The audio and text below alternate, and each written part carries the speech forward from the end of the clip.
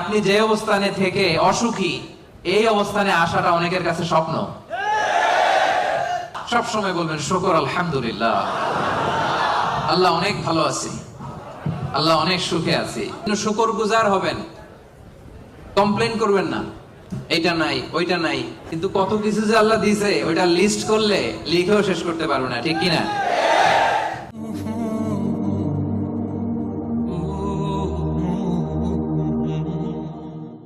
শুকরিয়া করলেই লাভ, ঠিক কিনা?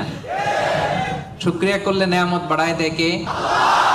না শুকরি করলে শাস্তি দেয় কে? আল্লাহ বলেন লা ইন শাকারতুম লা আযীদান্নাকুম, যদি নেয়ামতের শুকরিয়া করো আমি আল্লাহ নেয়ামত আরো বাড়ায় দিব। বেতন 2000 রিঙ্গিট, এটারে 3000 বানায় দিতে পারে কে? পারে না উনি? ওনার ধনভাণ্ডারে কমতি আছে? আল্লাহ বলে এই বানি আদম লাউ আন্না